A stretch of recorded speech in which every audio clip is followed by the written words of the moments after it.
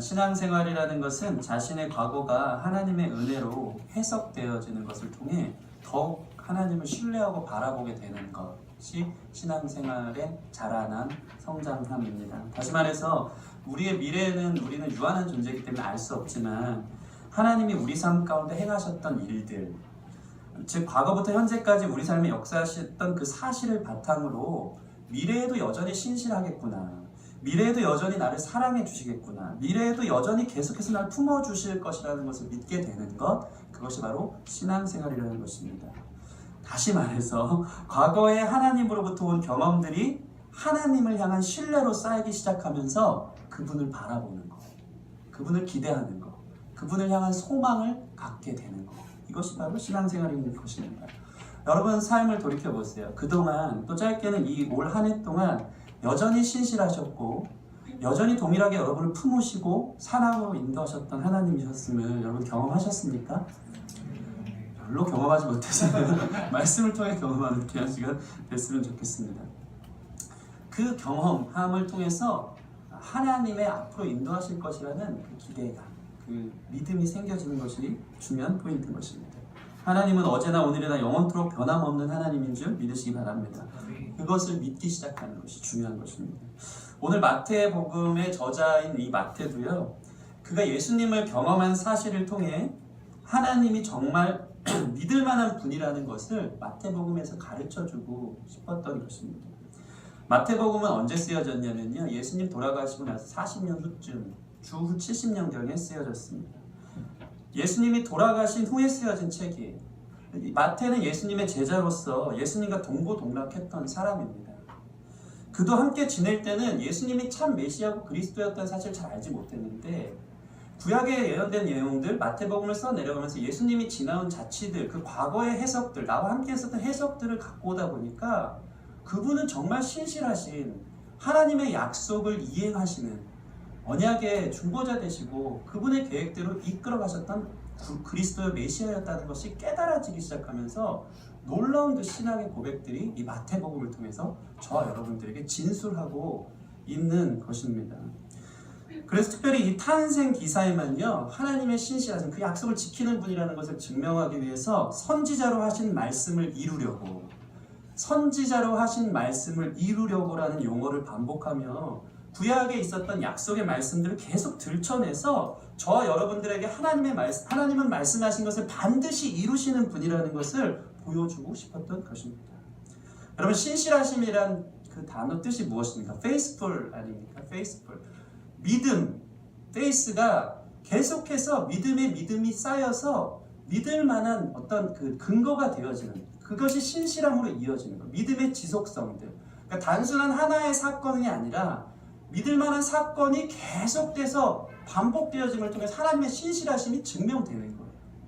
다시 말해서 하나님은요, 이 신실하심이라는 것은 하나님의 신용 등급을 말해주는 건데, 그분이 약속하신 것을 취소하거나 번복하거나 다른 것으로 대처하지 않는 분이라는 것입니다. 그래서 하나님은 신실하신 분이라는 것입니다.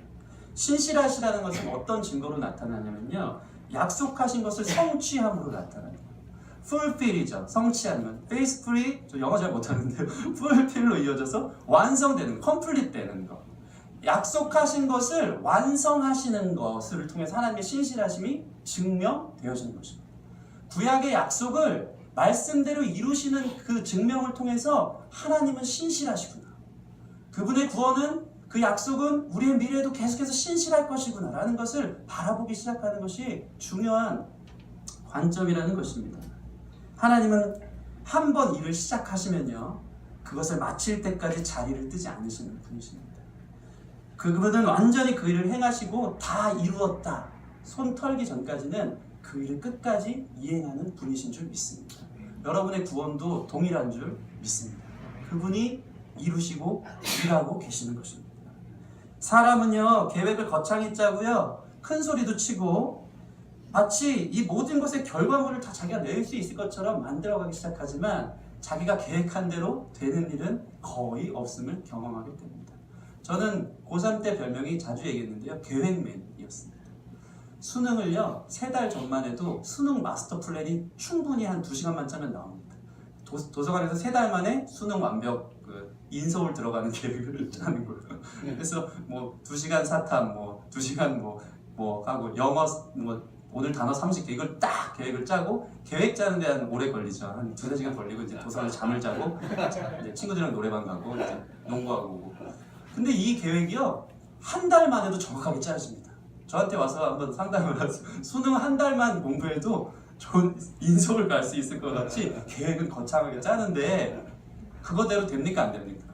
계획만 거창하게 짤 뿐 작심삼일 전혀 이루지 못하는 게 우리 인간의 한계인 것입니다. 뭐 정치인들은 어떻습니까? 자기들이 약속한 것들을 잘 이루지 못하니까 그냥 이 정치나 이런 판들이 다 이런 것들을 우리가 보게 되는 것입니다.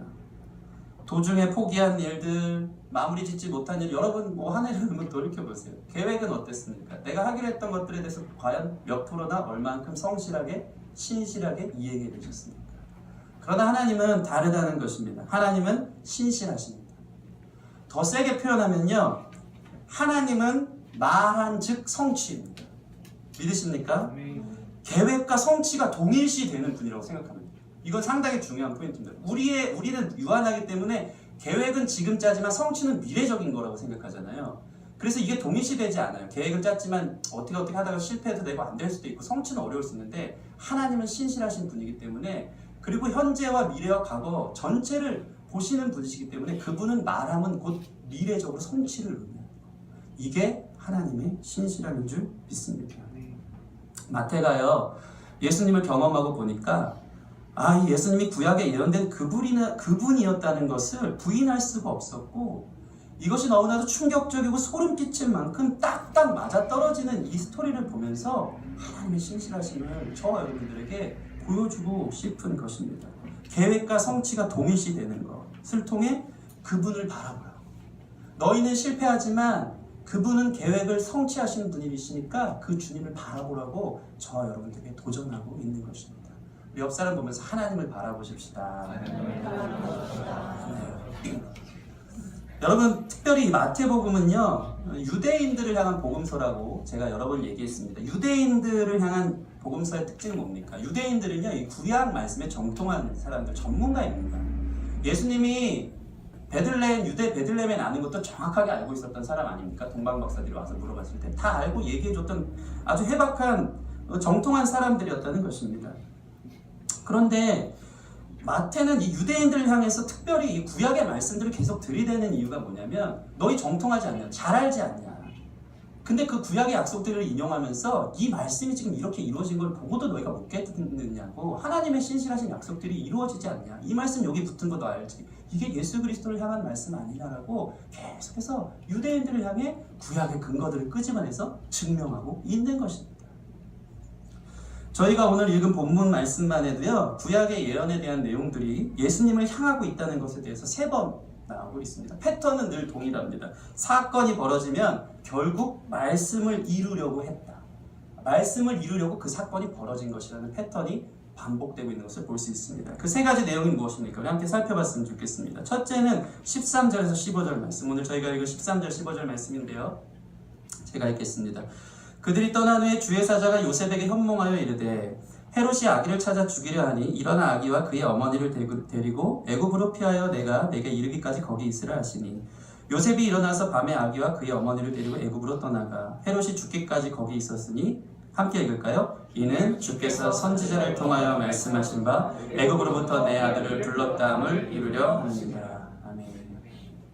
하나님이 요셉의 꿈에 나타나셨습니다. 나타나셔서 얘야 애굽으로 피신해 있어라. 지금 헤롯이 아기를 찾아 죽이려고 한다라고 말씀한 것입니다.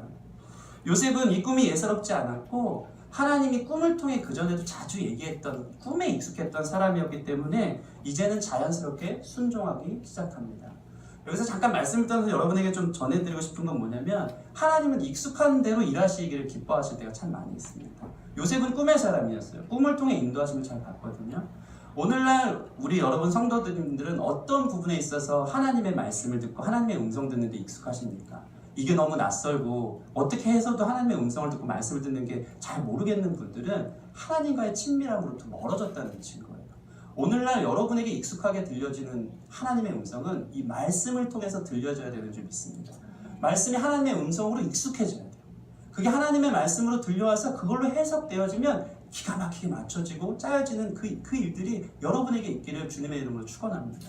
기도의 자리를 반복해서 가지세요. 저는 가끔씩 너무나도 절실하게 침대에서 기도를 하는데 그때는 뭐 방언기도 막 큰 소리 기도 안 하고요. 단어 하나하나를 어떤 단어를 선택해서 기도할까, 어떻게 해야 내 마음을 표현할 수 있을까 하는 마음으로 기도의 자리를 엎드려서 기도하면 잘 정리된 말로 기도하고 그것에 대한 그 에너지를 썼기 때문에 그 기도에 대한 응답을 되게 기대해요. 그러면 보통 하루 내지 이틀 만에 그 기도에 대한 하나님의 응답을 경험할 때가 참 많이 있습니다. 여러분, 기도를 통해서 하나님의 음성을 듣는데 익숙한 여러분 됐으면 좋겠습니다. 찬양할 때도요, 하나님의 이 찬양, 정제된 언어로 구별된 찬송을 할 때도 거기에서 은혜를 누리는데 익숙한 여러분 됐으면 좋겠어요. 거기에 하나님의 음성이 있는 거예요. 형제 자매와의 교제를 통해서도 오늘 이 언니가 나를 만나서 커피 한 잔 사주는데 이 가운데 하나님의 말씀이 있을 거야. 하나님 내게 하시는 음성이 있을 거야. 이 아름다운 거룩한 교제 안에서도 하나님의 음성이 있으면 기대하면 거기에 익숙한 사람은 거기서 하나님의 메시지를 듣게 되는 것을 여러분 믿으시기 바랍니다. 익숙한 길들이 열렸으면 좋겠습니다. 요셉은 꿈을 통해 잘 들었어요. 그리고 그걸 순종했더니 꿈대로 하나님의 뜻이 거기 있었음을 발견한 사람이라는 것입니다. 다시 말씀으로 돌아왔어요. 자, 보세요. 요셉에게 하나님이 꿈에 나타나셔서 애굽으로 도망가라고 말씀하신 것을 마태가 지금 기록한 거 아닙니까? 마태는요, 자기가 주 70년경에 마태복음을 기록할 때 이 사건을 어떻게 알았을까요? 요셉을 찾아갔든가, 요셉 할아버지겠죠. 아니 마리아를 찾아갔든가 해서, 아니 왜 애굽으로 피신했었으니까 그때 그럼 요셉이 얘기했을 거예요. 아, 꿈에 하나님이 말씀하셔 날 보고 애굽으로 나아가라고 하셨다. 서로 대화를 오고 가는데, 이거는 이제 설정이에요. 자주 잘 모릅니다. 대화를 오고 가고 있는데 이 마태도 구약에 정통한 사람 아닙니까? 애굽으로 피신했다가 오셨다고요? 그거 호세아 11장 1절에 있는 말씀 아닌가요? 그렇다고. 그러면서 구약 성경을 펼쳐보니까 거기 내용이 호세아 11장 1절이 이스라엘이 어렸을 때에 내가 사랑하여 내 아들을 애굽에서 불러내었거든 이라는 구약의 예언의 말씀이 있었다는 것을 마태가 삽입구절로 넣은 거예요. 요셉은 꿈을 통해 그 사건의 현실을 살아서 도망갔었는데 그것이 구약에 예언된 사건이라는 것을 증명하고 싶어서 여기다가 끼워 넣어서 이것은 선지자로 말씀하신 바 그 예언이 이루어지게 함이라 라고 끼워 넣었다는 것입니다. 여러분, 근데 여기서 우리가 잘 들으면요, 잘 따라오고 계십니까? 의문점을 제시해야 돼요. 그게 뭐냐면 이 호세아 당시 선지자가 이스라엘이 어렸을 때 내가 사랑하여 내 아들을 애굽에서 불러냈다는 이 말이 예수님을 향한 말입니까? 아니면 이스라엘 백성들을 향한 메시지였습니까? 그 당시 현실 속에서 이것은 이스라엘 백성들을 향한 호세아의 선포였어요. 특별히 그 현실 속 호세아 시절의 이 말씀 선포를 보면 내 아들을 애굽에서 불러냈다는 이 의미는 너희는 출애굽한 백성이다라는 그 백성들을 향한 메시지였다는 것입니다. 그러면 우리가 이런 생각을 할 수 있는 것입니다. 이게 이해가 되십니까? 마태는 호세아 당시에 출애굽 이야기를 전했을 뿐인데 그게 마치 예수님의 탄생, 애굽으로 갔다 피신해서 돌아온 예수님의 탄생에 억지로 갖다 끼워 맞춘 것이 아닌가라는 의문이 우리 안에 들어야 되는 거예요. 드십니까? 들어야지 정상인 것입니다. 여기 이게 있어야 생각하세요. 네, 생각하면서. 네, 여보세요? 네, 네. 생각하시란 말입니다. 이 의문점이 들어야 되는 거예요. 아, 마태가 괜히 이렇게 막 끼워 맞히듯이 성경 그거 떼다가 이게 이 뜻이었겠구나. 그럴듯하게 끼워 맞춘 거 아닌가. 나도 이 정도는 갖다 붙일 수 있겠다라고 생각할 수 있는 거예요. 두 번째 말씀은, 두 번째 맥락은 더 심각합니다. 이런 맥락을 한번 보겠습니다. 16절에서 18절 말씀. 제가 읽겠습니다. 이에 헤롯이 박사들에게 속은 줄 알고 심히 노하여 사람을 보내어 베들레헴과 그 모든 지경 안에 있는 사내 아이를 박사들에게 자세히 알아본 그때를 기준으로 2살부터 그 아래로 다 죽이니 이에 선지자 예레미야를 통하여 말씀하신 바 같이 읽겠습니다. 라마에서 슬퍼하며 크게 통곡하는 소리가 들리니 라헬이 그 자식을 위하여 애곡하는 것이라. 그가 자식이 없으므로 위로받기를 거절하였다 함이 이루어졌느니라. 아멘. 이 헤롯 당시의 현장은 뭐냐면 헤롯이 2살 밑에 아이. 헤롯은 사람 죽이는 건 일도 아니지 않았습니까? 자기의 자리를 지키기 위한 권력 욕망에 의해서. 이스라엘의 유대 왕이 난다고, 베들레헴에서 난다고 하니까 2살 밑에 아이 다 죽이라고 명령이 떨어집니다. 근데 그 현실을 가지고 지금 마태는 예레미야 당시에 말했던 이 말씀을 이 마태복음에 인용해서 라마는 베들레헴 지역이거든요. 여기서 크게 통곡하는 소리. 왜냐면 애들이 다 죽어 나가니까 얼마나 그 집집마다 난리가 나지 않겠습니까? 내 아이 내 새끼 하면서. 그러면서 죽어가는 그 소리를 예레미야의 말씀을 통한 것을 여기에 삽입하고 그것이 예수 그리스도의 나심에 관한 사건과 결부시키면서 지금 들어놓는 것을 볼 수 있습니다. 그러면 여기까지만 봐도 이것도 역시나 자식기가 아닌가 생각할 수 있는 것입니다. 예레미야 당시 상황에 이 말씀은 어떻게 쓰임받는 거냐면요. 라마에서 통곡하는 소리가 왜 들렸냐면 이게 예수님에 대한 직접적인 예표의 표현인 것 이전에 그 현실 세계에서는 이스라엘 백성들이 바벨론으로 지금 포로로 끌려가는 상황이에요. 여러분 포로로 끌려갈 때 되게 비참하게 끌려갔다고 해요. 막 코에 고리 끼우고 묶여가지고 줄 세워서 다 그렇게 바벨론으로 비참하게 끌려가니까 베들레헴 라마 지역에 있던 많은 이스라엘 사람들이 통곡을 하고 난리가 난 거예요. 이 라헬의 슬퍼하는 의미는 이스라엘의 어머니를 대표하는 거거든요. 이스라엘 여인들이 울면서 난리가 났다는 것입니다. 그 현장성, 예레미야와 호세아를 통해서 그 당시 백성들에게 들려주신 현장성이 오늘 마치 예수 그리스도를 예표하는 예언의 메시지인 것처럼 마태는 삽입했다는 것을 볼 때 이것이 그냥 인위적인 마침이라든가 그냥 억지로 짜맞췄다라고 생각할 수 있는 분야가 우리 가운데 들 수 있다는 것입니다. 그런데 여러분 여기서 아주 중요한 사실이 하나 있습니다. 무엇입니까? 잘 들어보세요. 여러분 만약에 구약의 선지자의 말을 마태가 단순히 짜맞추기식으로 인용한 것이라면 짜맞추기 치고는 너무나 완벽하고 구체적인 예수님의 이야기가 무려 10가지가 이상 되는 탄생 기사 속에 구약의 예언의 메시지가 애굽 갔다가 유대 베들레헴에서 태어난 것도 예언의 메시지 중에 하나였고 그리고 그 라마에서 곡하는 소리도 마찬가지고 동정녀 탄생도 예언된 이야기 이런 10가지 내용을 증명하면서 얘기하고 싶은 건 뭐냐면 마태가 하나님의 영감을 받아서 성경을 쓸 때 이것은 특별한 하나님의 계획과 디자인된 설계였다는 것을 보게 되는 것이죠. 이해가 되십니까? 이 성경은 누가 쓰셨죠? 하나님이 쓰신 겁니다. 저자의 의도가 있는 거예요. 선지자를 통해서 그 당시의 예언의 메시지, 그 당시 사람들의 필요한 메시지일 뿐만 아니고 저자의 깊은 놀라운 문학적 표현, 신비, 그분의 그 장편 소설 쓰면 얼마나 소설적으로 막 복선이 들어가 있고 연결되는 게 있죠. 이 전지전능한 하나님의 지혜로 그 당시 메시지도 동일하지만 메시지인 것과 동시에 말씀의 중심 되신 예수 그리스도, 구약에 성취될 예수님을 예언코자 했던 하나님의 기막힌 그 문학적 기법, 그 문학적 신비, 이것이 다 짜맞추기식으로 연결되어져서 당시 메시지인 것과 동시에 이 말은 너희가 기다렸던 예수 그리스도를 향한 약속의 징표라는 것을 하나님 한 분이 썼기 때문에 가능한 역사로 우리는 보게 될 줄 믿습니다. 그게 중요합니다. 이 전체에 당시 필요한 일들도 쓰셨지만 결국에는 저자 되신 하나님이 구약과 신약을 넘나들면서 단 한 분 예수 그리스도, 너희의 이게 구원의 메시지 아닙니까? 특별히 계시, 여러분의 구원의 메시지가 여기 담겨져 있는 거예요. 그분의 사랑, 그분의 계획이 전체적인 스토리로 담겨져 있는 거예요. 수천 년의 역사 속에 쓰여졌던 당시 예언자들을 통한 메시지일 뿐만 아니고 이것은 하나님 한 분이 우리에게 2000년이 지난 우리 손에 들린 이 성경 속에서 하나님의 사랑의 메시지가 창세기부터 요한계시록까지 한 맥락으로 이어지는 그 놀라운 사랑의 저자 하나님의 계획이 있었다는 것을 마태가 손 떨리면서 좀 적은 거예요. 그러면서 유대인들에게 증명하고 우리에게 보여주고 싶었던 것입니다. 그건 단지 그 당시 예언자들에게 메시지가 아니고 그것을 쓰심과 동시에 이건 하나님이 그를 통해서 미래적으로 수천 년 후에 나타나실 예수 그리스도를 증거하는 그런 메시지였다는 것을 10가지 이상이면 증거되지 않겠습니까? 한두 개지만 짜맞추기라고 하겠지만 사람이 도망갔다 왔다 나사렛으로 갔다 동정내에서 이게 다 예언된 것들이 그림처럼 보이기 시작하면서 이건 기가 막힌 하나님의 계획, 곧 성취, 하나님의 신실하심이라는 것을 저와 여러분들에게 보여주고 있다는 것입니다. 여러분 이 하나님의 말씀을 믿으십니까? 믿는 자는 보게 될 줄 믿습니다. 여러분 이 문학적인 기법이 마지막 내용에서 더 극대화가 됩니다. 마태가 기가 막혀요. 마태도 유대인 아닙니까? 구약의 정통한 사람이기 때문에 우리 23절 말씀, 오늘 구절 23절 말씀 같이 한번 읽겠습니다. 시작. 나사렛이란 동네에 가서 사니 이는 선지자로 하신 말씀에 나사렛 사람이라 칭하리라 하심을 이루려 합니다.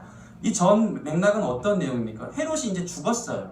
죽고 나서 예수의 가족들이 꿈에 또 나타나서 이제 돌아가라고 했는데 돌아가기를 요셉이 무서워합니다. 왜냐하면 헤롯 일당 그 아들 아켈라오가 더 악명이 높은 거예요. 두려운 거예요.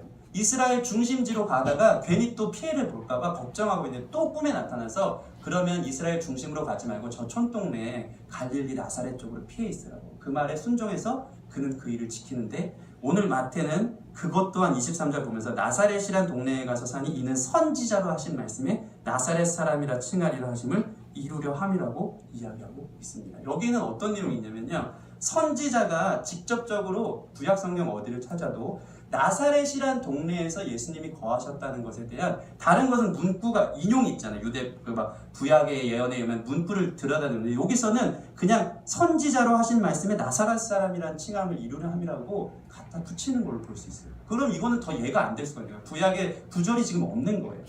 그러면 여기서 마태가 의도한 것이 무엇인지 저와 여러분들이 좀 나눴으면 좋겠습니다. 이 나사렛이란 사람은 말 그대로 예수님이 어린 시절 나사렛에서 사셨기 때문에 그거 자체로 하나의 증명이 되긴 합니다. 아, 맞네. 선지자 구약 시절에 나사렛이라는 동네에 대한 그 언급이 있었다면 이것이 지금 예수님이 나사렛에 산 것과 맞네. 그것과 동시에 이 유대인들은 히브리 문학의 기법을 잘 알고 있어요. 이 언어의 유희의 방법을 잘 알고 있어요. 그게 뭐냐면 예전에 요한 목사님도 얘기했지만 히브리어는요, 그 모음이 없습니다. 다 이렇게 붙어지는 거예요. 음률이 붙어서 발음이 되고 나사렛이라는 것에 대해서도 앞에 자음만 따면 뭐예요? 니은, 시옷, 마지막에 뭐죠? 리을이죠. 히브리 사람들은 그 자음 자체를 보기 시작하는 거예요. 이 원어 성경을 읽을 때 중요한 건 뭐냐면 이 나사렛이라는 것은 사사기에 나타나는 나시린, 나지르, 히브리어로 나지르 그 앞에 자음을 딴 내용이에요. 그리고 이사야의 예언에 주로 이 내용들이 많이 나오는데 이사야 11장에는 이새의 뿌리에서 나온 한 가지라고 얘기할 때 이 가지라는 것은 히브리 표현으로 네세르, 이것도 니은, 시옷, 리을. 그 다음에 또 하나가 되겠습니다. 되게 오늘 좀 소름 끼치는 그런 그 성경의 신비를 푸는 듯한 그런 느낌인데요. 이사야 49장 6절에는 종이라는 단어가 나오는데 이건 니시르. 그러니까 앞에 자음 나사렛이란 단어를 일부러 마태가 하나님의 영감을 받아서 나사렛에서 태어나신 예수 그리스도가 구약에 예언된 구별된 나시린 같은 예수, 이새의 가지에서 뿌리난 그분은 예수, 하나님의 종된 그분은 예수라는 사실을 히브리 사람들은 깨닫는 거야. 이거 보면서 니은 시옷 리을? 이거 나시린인데? 이거 가지인데? 이거 종인데? 그 예수 그리스도인데? 그거 보게 하려고 증명하려고 마태가 하나님의 영광을 받아서 이것을 저와 여러분들에게 들려주고 싶은 것입니다. 여러분 잘 들어줘서 너무 고맙습니다. 안녕히 계십시오. 자, 보세요. 여러분 말씀이 어렵지만 재밌죠? 끝도 끝도 없습니다. 저는 지난번에 추수감사절 때 우리 목사님 오셔가지고 누리라 그랬잖아요. 매주 누리라고, 은혜를 누리라고. 말씀을 묵상하고 공부하는데 진짜 끝도 없어요. 끝도 없어요. 하나님의 그 저자 되신 하나님의 기가 막힌 이 섭리와 그분의 약속을 이루려고 했던 이 기법들을 보면서 이게 하나님이 도대체 우리에게 뭘 가르쳐주고 싶은가에 대해서 이제 강의를 넘어서서 말씀으로 들어가도록 하겠습니다. 저는 왜 지금까지 어려운 내용을 최대한 쉽게 풀어서 증거하고 있습니까? 여러분 신앙은요, 나로부터 눈을 떠서 하나님을 바라보는 것인데 하나님의 신실하심이, 하나님의 열심이, 하나님의 전능하심이 어떠한 것인지를 이 말씀을 통해 보기 시작하면요, 아, 하나님 진짜 약속하신 그 일들을 이루기 위해서 이렇게까지 그 예언들을 성취하기 위해서 예수님을 애굽에도 보내셨다가 헤롯을 피해서 다시 돌아오기도 하셨다가 하면서 구약의 말씀들을 이루려는 그 하나님의 의지, 하나님의 열심을 보면서 아, 하나님 진짜 신실하신 분이구나. 하나님은 약속하신 말씀을 무슨 수가 있어도 이루시는, 계획은 곧 성취로 만들어내는 하나님이라는 것을 보게 하시려고 마태가 지금 그거를 저와 여러분들에게 나누어주고 있는 것인 줄 믿습니다. 특별히 잘 들어야 되는데요, 하나님의 열심의 내용은 무엇이었습니까? 인류의 죄로 인해 전적으로 부패하여 스스로는 구원을 얻을 수도 생각할 수 없는 이 사람들을 향해서 하나님은 약속대로 우리를 향한 구원을 이루시려고 예수께서 이 땅에 오셔서 마침내 살아내셔서 십자가에 달려 죽고 부활하시기까지 얼마나 많은 역사 속에 많은 어려움과 우여곡절들이 있지 않았겠습니까? 헤롯이 죽이려고 하죠. 도망치라고 하죠. 근데 이 모든 것들을 통해서 하나님의 열심은 반드시 우리를 향한 그 구원의 신실하심을 이루기 위해서 뚫어낸다는 것. 우리의 어떠함보다 하나님의 신실하심이 여러분을 향한 구원을 이루어 간다는 것을 증명하고 싶어서 구약의 인용은 이렇게 이루어졌으니 너희를 향한 구원도 하나님의 신실함으로 보증된 것이라는 것을 저 여러분들을 보여주고 싶었다는 것입니다. 오늘 등장하는 인물은요, 요셉과 헤롯입니다. 저는 이 말씀을 보면서 우리 내면에도 요셉도 있고요, 헤롯도 있음을 보게 되었습니다. 요셉 있죠. 하나님 말씀이 강권적으로 임하고 꿈에 나타나고 하면 순종하죠. 그 마음이 저 여러분 가운데 있는 줄 믿습니다. 열린 마음, 하나님 따르길 원하는 마음. 그 동시에 헤롯의 마음도 있어요. 저항하는 거예요. 싫은 거예요. 내 자리 뺏기는 것 같은 거예요. 내가 주인 되고 싶은 거. 그게 헤롯의 마음이거든요. 우리 마음에 헤롯의 마음이 있다는 거예요. 그런데 하나님의 구원은 뭔지 아십니까? 헤롯의 나의 저항감. 하나님이 나를 구원하시려고 신실한 계획으로 오늘도 사랑으로 말씀해 주시는데 그 약속을 우리에게 가르쳐 주시는데 나는 계속 저항해요. 그러나 이 말씀을 통해 우리에게 보여주는 건 뭐냐면 헤롯의 저항에도 불구하고 예수님은 살아내셔서 그 구원의 일을 이루셨기 때문에 여러분 안에 있는 헤롯을 뚫어내셔서 하나님의 신실하심은 반드시 여러분을 구원으로 인도하신다는 것을 가르쳐주고 싶은 것입니다. 여러분 안에 있는 헤롯을 바라보는 게 중요한 게 아니고 불순종하는 영, 나 중심적인 이기적인 나밖에 모르는 이 영을 보는 게 아니고 하나님을 바라보기 시작하면 그때부터 하나님이 일하기 시작하는 것입니다. 믿으십니까? 여러분 헤롯의 저항과 이게 그 한 가지 좀 더 오늘 사실 오늘 주제는 그 소름입니다. 소름. 한 가지 더 소름 끼치는 얘기를 나누도록 하겠습니다. 여러분 예레미야 31장을 아까 인용했다 그러잖아요. 라마에서 곡하는 소리가 들렸다. 이거는 그 이스라엘 백성들이 바벨론 포로기로 갈 때 슬퍼했던 모습을 예레미야가 상징한 내용 아닙니까? 바벨론 포로기는 이스라엘 백성들에게 어떤 의미냐면 이제 하나님은 떠났다. 우린 이제 망했다. 성전 대신 이스라엘이 완전 망해서 바벨론 포로가 됐으니 하나님 우리를 버렸다. 이제 주님의 언약은 끝났다라는 표현이에요. 그것 때문에 슬퍼 울고 있는 거예요. 근데 예레미야 31장에 주제가 있어요. 그게 뭐냐면 새 언약이에요. 새 언약. 그건 뭐냐면 이스라엘은 망했을지 모르지만 31장 이하의 중심에 보면 내가 내 성전을 너희 마음 가운데 이제 두기 시작하겠는데 무너진 성전이 아니라 너희 마음 가운데 있는 성전, 그 예수 그리스도 그 성령으로 다시 내가 이 언약을 갱신하겠다는 약속이 시작돼요. 그래서 바벨론 포로기에도 다니엘과 같은 성전을 중심, 예수님을 마음에 두신 그 사람들이 승리하면서 그 역사를 쓰는 것을 보게 되는 것입니다. 여러분 여기도 하나님의 신실하심이 있는 거예요. 라마에서 슬퍼하는 것은 당시 바벨론 포로로 인한 망한 이스라엘 상황, 헤롯으로 인해서 슬퍼하는 것은 자신의 죄성으로 인한 무너짐, 죄로 인한 그 낭패, 죄로 인한 죽을 것 같은 고통, 여러분 죄가 끌고 가는 그 실패와 절망과 그 고독과 그 어려움들의 낭패감에도 불구하고 예수님은 그 나의 안에 있는 이 헤롯, 죄된 이 헤롯의 영을 뚫어내셔서 새 언약으로 반드시 그 구원을 이루어 가신다는 마태의 놀라운 하나님의 감동으로 쓰여진 내용이 거기 담겨져 있는 거예요. 바벨론의 포로, 죄의 망함, 헤롯의 2살 밑에 다 죽이는 일은 죄가 얘기하는 폭력성, 죄가 얘기하는 절망, 죄가 얘기하는 인생의 아픔들이라면 그것으로 예수님 국한되지 않고 뚫어내신다는 예수님의 신실하심이 그 가운데 나타난다는 것입니다. 예수님은 어떤 분입니까? 이사야의 말씀을 보면 그는 흠모할 만한 풍채는 없고 연한 순과 같다고 했어요. 저는 이 말씀이 너무 마음에 와닿는데 연한 순이 여러분 약합니까? 강합니까? 진짜 강해요. 연한 순은요 꽝꽝 얼은 겨울 대지를 뚫고 새순을 뚫어내는 강력한 생명력이 있는 거예요. 그게 예수님을 예표하는 겁니다.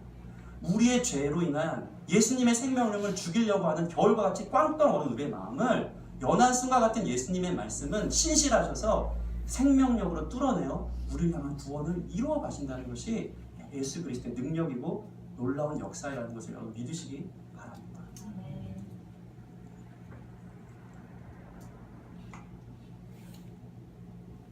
여러분 말씀을 마무리하려고 합니다. 가룟 유다와 베드로의 차이가 있습니다. 가룟 유다도 예수님 팔았죠. 베드로도 예수님 팔았죠. 3번 부인하면서 저주했죠. 둘 다 죄인이었습니다. 근데 가룟 유다는요, 죄책감에 빠진 이 비참한 최후를, 죄책감으로 인해서 자살로 자기의 죄값을 치르려고 비참한 최후를 맞이했는데, 베드로는 어떻게 됐습니까? 후세의 위대한 사도로 예수 그리스도 대신해서 십자가를 거꾸로 지기까지 하면서 그 사명을 감당한 사람이 되었습니다. 똑같은 죄인이었는데, 이 포인트가 뭔지 아십니까? 가룟 유다는 죄책감에 빠진 나, 연약한 나만 보고 있었어요. 근데 베드로는요, 하나님의 신실하심을 본 거예요. 베드로는 예수님 3번 부인하고 나서 어떻게 했죠? 고개를 돌려서 봤더니 누가복음에 예수님이 신문당하시다가 예수님과 눈이 마주칩니다. 예수님을 바라본 거예요. 예수님을 바라봤을 때 예수님의 말씀이 어땠을까요? 야, 내가 너 그럴 줄 알았다고. 너 내가 뭐래 3번 부인한다 그랬지. 막 이러면서 너는 그 정도밖에 안 돼. 이렇게 예수님이 보신 것이 아니고, 베드로의 3번 부인의 그 죄로 인한 그 낭패감에 빠졌을 때 예수님께 시선을 돌리고 예수님을 바라봤을 때 예수님의 시선은, 그래, 난 다 알고 있었어. 너가 무너질 줄 알았어. 괜찮아. 근데 내가 해낼 거야. 그래서 내가 지금 십자가 지잖아. 너는 안 되겠지만 난 신실해. 나는 이 구원의 약속을 위해서 하나님의 순종, 1절 순종으로 여기까지 와서 그 일을 반드시 이루어낼 거야. 나는 신실한 하나님이야. 나는 전능해. 나는 말한 것은 곧 성취를 이루는 그런 잘하는 것을 보여주는 거야. 그래서 신앙생활에 있어서 중요한 것은 죄된 나를 보는 게 아니라 신실하신 주님을 바라보므로 내 삶의 구원을 이루어 가시는 하나님을 끝까지 바라보는 거예요. 그게 능력인 것을 여러분 믿으시기 바랍니다. 최근에 제가 잘 찾지는 못했는데 페이스북 보니까 어제도 요한 목사님 얘기하시는 그 요즘 무슨 스님이죠? 그 법륜 스님이 성당 가서 이렇게 설파하듯이 인생의 고민들과 어려움들을 가지고 얘기를 해주는데, 성당에 사람들이 막 질문을 하는데 거기 개신교 신자들도 와서, 너무 유명한 강연이니까 얘기를 하기 시작하는데 제가 봤어요. 봤더니 이제 여러 부분 목사님들도 좋아요를 누르면서 이렇게 공유를 이렇게 늘렸더라고요. 저는 보수적이어서 그런지 그래도 이렇게 참 요즘 종교 다원주의고 너무 막 이런 시대 속에서 성당에 와서 하나님을 대신해서 예수님이 어떠한 분인지에 대해서 스님이 이렇게 얘기하는 게 너무 정서적으로 안 맞다 보니까 상당히 이렇게 불만 섞인 마음으로 어떻게 하면 비판할까, 얘의 잘못은 뭘까라고 이렇게 캐치하듯이 그 글들을 열린 마음으로 보지 않았습니다. 오픈마인드인데 우리 글가 어디까지인지 보는데 이런 내용이었어요. 목사님, 사모님 한 분이 와서, 우리 목사는 정말 유능하고 박사까지 맞추고 왔는데 지금까지 교회에서 4년 동안 죽어라고 봉사하고 했는데 결국 장로들이 작당을 해서 쫓아내서 버려진 신세가 되고, 내가 왜 사모가 됐는지 너무 고생스러운 삶을 살아가고 너무 힘든 길들을 걸어가고 있다라고, 그거를 법륜 스님한테 이 인생의 문제는 무엇일까라고 개신교 사모님이 이게 질문하는 내용이 나오는데, 법륜 스님 대단합니다. 은혜 받을 뻔했어요. 이 성경의 진리를 기가 막히게 꿰뚫어요. 정말 재밌고 정말 이렇게 맛있게 그 말들을 풀어가는데, 포인트는 이거였어요. 예수님의 길을 따르기 위해서 지금 고난받는 거라면 당신은 제대로 걸어가고 있는 것입니다. 하나님의 축복을 받고 있는 것입니다. 그래서 막 박수를 막 맞추고, 와! 성가들 막 박수 맞추고. 제가 거기서 오늘 말씀을 보면서 하나 캐치했어요. 여러분, 법륜 스님의 말이 진리예요, 아니에요? 아니에요? 진리 맞습니다. 고난의 길, 그리스도의 길을 가는 것인 줄 믿습니다. 맞아요. 맞는데 거기까지는 한계인 것 같아요. 고난의 길, 우리 힘으로는 갈 수 없어요. 그게 그 여인에게 대답은 될 수 있어요. 잘 가는 거예요. 계속 가세요. 계속 갈 수 있을까요? 못 가요. 나 힘들어 죽겠어요. 이 길 내 길 아닌 것 같아요. 근데 어떻게 하면 갈 수 있습니까?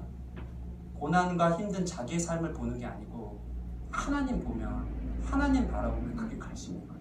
그게 복음의 핵심인 줄 믿습니다. 여러분 삶에 하나님 바라보지 않고 자기 공로의식, 율법주의, 나는 왜 이럴까? 나는 왜 이 모양일까? 말씀은 늘 여러분을 혼내는 것처럼, 너 그렇게 하나님 사랑 받아놓고서도 그 정도밖에 되지 않아 하면서 나는 도저히 안 돼. 신앙은요, 복음은요, 여러분은 안 돼요. 그러나 하나님 바라보면 되는 것이, 그게 복음인 줄 믿습니다. 거기에 이르렀으면 좋겠어요. 저는 기쁨의 교회 가서 그거 보고 있어요. 그거 너무 많이 느껴요. 저는 되게 율법적인 사람이었습니다. 되게 공로사상, 하나라도 잘 못하면 그 착한 아이 증후군이 있었어요. 그래서 하나님 앞에 죄송한 게 정말 많았어요. 근데 복음은 그거 아니더라고요. 우리 리더들 얘기해봤어요. 너는 요셉이냐 헤롯이냐. 이재용 전도사님 제일 크게 저는 헤롯입니다. 저는 헤롯이 맞습니다. 자기를 보면 다 헤롯이에요. 여러분 요셉 손 들어보세요. 요셉의 마음도 있지만 다 헤롯이에요. 저항하고 싶어요. 하나님 잘 섬기지 못하겠어요. 내가 중요해요. 다 헤롯이에요. 그러면서 다 죄책감에 빠져있는 거. 힘든 거예요. 근데 복음은 자기를 보지 말고 하나님이 이루어가신 그 약속의 신실하심을 보면 거기에서 하나님의 역사가 일어난다. 구원은 하나님이 이루시는 거야. 그거 바라보는 게 참된 복음이고 기쁨의 소식이거든요. 여러분 믿으시기 바랍니다. 기쁨의 교회에서 그런 소식 들었으면 좋겠어요. 그거 발견했으면 좋겠어요. 여러분 할 수 없어요. 완전히 낭패감에 빠지고 죄로 인한 아픔만 겪게 될 거예요.